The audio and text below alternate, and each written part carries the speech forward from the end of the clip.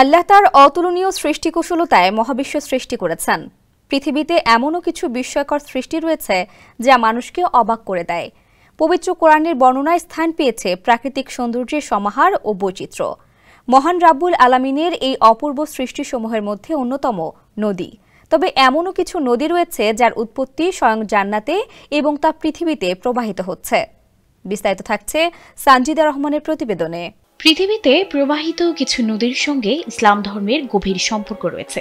সহিহ মুসলিমের হাদিসে উল্লেখিত 4টি নদী জান্নাতের সাথে সম্পৃক্ত বলে বর্ণিত হয়েছে। পৃথিবীতে এমন 4টি নদী প্রবাহিত হয়েছে যেগুলো জান্নাতের নদীগুলোর অন্তর্ভুক্ত। এই নদীগুলো শুধু ভৌগোলিকভাবে গুরুত্বপূর্ণ নয়, বরং তাদের ঐতিহাসিক ও আধ্যাত্মিক তাৎপর্য ইসলামের ঐতিহ্যকে আরো সমৃদ্ধ করেছে। বাংলাদেশের একমাত্র মাল্টিন্যাশনাল টাইলস ব্র্যান্ড আরএকে সিরামিক্স। শুরুতেই থাকছে ফোরাত নদীর কথা। ফোরাত নদী বা ইউফ্রেটিয়াস রিভার 2800 কিলোমিটার লম্বা এই নদীটি তুর্কি, সিরিয়া ও ইরাকের উপর দিয়ে বয়ে গেছে। আজ থেকে প্রায় 1500 বছর আগে মহানবী হযরত মুহাম্মদ সাল্লাল্লাহু আলাইহি ওয়াসাল্লাম বলে গিয়েছেন যে কিয়ামতের আগে শুকিয়ে যাবে এই ফোরাত নদী। ইতোমধ্যে এই নদী শুকানো শুরু হয়েছে।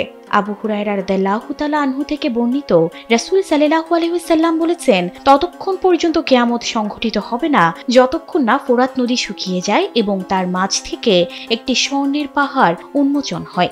মানুষ সে স্বর্ণের জন্য যুদ্ধ করবে এবং প্রতি 100 জনের মধ্যে 99 জনই মারা যাবে এবং তারা প্রত্যেকেই ভাববে হয়তো আমি সেই বেঁচে যাওয়া একজন হব। মিশরের নীল নদ। নীল নদের উৎস ছিল এক মহারহস্য। নীল নদটি সহিহ মুসলিমে বিশেষভাবে উল্লেখ করা হয়েছে, যেখানে রাসূল সাল্লাল্লাহু আলাইহি ওয়াসাল্লাম বলেছেন, নীল ও ফোরাত জান্নাতের নদীগুলোর মধ্যে রয়েছে। নীল নদে ইসলামের ঐতিহ্যের সাথে সবচেয়ে বিখ্যাত সংযোগ হলো নবী মুসা আলাইহিস সালামের গল্প। তার মা ফেরাউনের আদেশ থেকে তাকে রক্ষা করার আশায় একটি ঝুড়িতে রেখে নীল নদে ভাসিয়ে দেন, যা অবশেষে ফেরাউনের পরিবারের কাছেই পৌঁছে যায়। মুসার নবী হওয়ার যাত্রা শুরু হয় সেখান থেকেই। মহানবী সাল্লাল্লাহু আলাইহি ওয়াসাল্লাম মিরাজে গিয়ে জান্নাতের 4টি নদী দেখেছেন, 2টি বাহ্যিক ও 2টি অভ্যন্তরীণ। বাহ্যিক নদী দুটি দুনিয়ার প্রবাহমান নীল ও ফোরাত। তুরস্কের জয়হান নদী। সহিহ মুসলিমে জয়হান নদীকে জান্নাতের নদীগুলোর মধ্যে একটি হিসেবে উল্লেখ করা হয়েছে। অর্থাৎ পৃথিবীতে আমরা যেসব উপহার উপভোগ করি তা জান্নাতের অফুরন্ত দানের একটি ক্ষুদ্র ঝলক। এই নদী পূর্ব তারাস পর্বতমালার নুরহাক পর্বত থেকে উৎপন্ন হয়ে প্রায় 500 কিলোমিটার প্রবাহিত হয়ে ভূমধ্য সাগরে গিয়ে মিশেছে। এটি প্রাচীনকাল থেকে একটি প্রাকৃতিক সীমানা ও বিভিন্ন সভ্যতার জন্য গুরুত্বপূর্ণ সম্পদ হিসেবে পরিচিত ছিল। তুরস্কের সিহান নদী, যেটি সেরাস নামেও পরিচিত, সিলিসিয়া অঞ্চলের দীর্ঘতম নদী এটি, যা প্রায় 560 কিলোমিটার প্রবাহিত হয়ে ভূমধ্য সাগরে মিশেছে। প্রাচীন লেখকরা সিহান নদী সম্পর্কে বিশদভাবে লিখেছেন।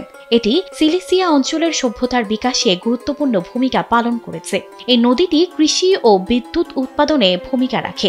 অন্য এক বর্ণনায় আছে, রাসূল সাল্লাল্লাহু আলাইহি ওয়াসাল্লাম বলেছেন, সাইহান ও জায়হান, ফুরাত এবং নীল প্রত্যেক নদী জান্নাতের নদ নদীসমূহের অন্যতম।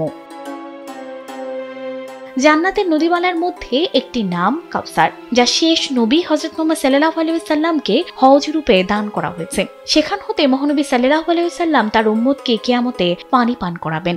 সর্ববৃহৎ হজ ও কাউসার নহর থাকবে জান্নাতে শরাবে পরিপূর্ণ। যে পবিত্র শরাব বা পানীয় দুধের চেয়েও সাদা, বরফের চেয়েও শীতল, মধুর চেয়েও মিষ্টি এবং মিশকের চেয়েও সুগন্ধময়। যে একবার সেই পানি পান করবে তাকে আর কোনোদিন পিপাসায় স্পর্শ করবে না। সানজিদা রহমান, কালবেলা।